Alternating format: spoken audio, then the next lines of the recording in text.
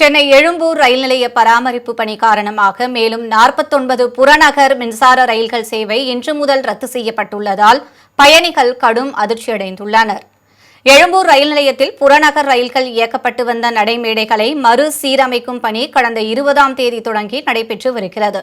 இதன் காரணமாக ஏப்ரல் 5 வரை 45 நாட்களுக்கு புறநகர் மின்சார ரயில்கள் நடைமேடை 5 மற்றும் 6இல் இயக்கப்படும் என்று அறிவிக்கப்பட்டது.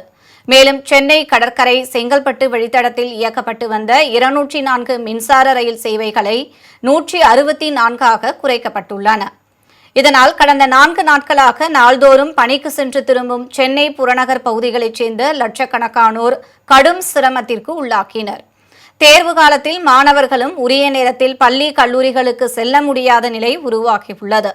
மேலும் சிக்னல் கிடைக்காமல் புறநகர் ரயில்கள் ஆங்காங்கே நிறுத்தப்பட்டு தாமதமாகவும் இயக்கப்படுவதாக குற்றச்சாட்டு எழுந்துள்ளது. இந்த நிலையில் சென்னை கடற்கரை செங்கல்பட்டு வழித்தடத்தில் மேலும் 49 மின்சார ரயில் சேவைகள் இன்று முதல் குறைக்கப்படுவதாக தெற்கு ரயில்வே அறிவித்துள்ளது.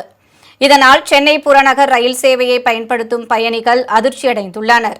இந்நிலையில் சென்னை எழும்பூரில் இருந்து கூடுவாஞ்சேரி மற்றும் செங்கல்பட்டுக்கு கூடுதலாக 26 சிறப்பு மின்சார ரயில்கள் இயக்கப்படவிருப்பதாக தெற்கு ரயில்வே சென்னை கோட்டம் அறிவித்துள்ளது.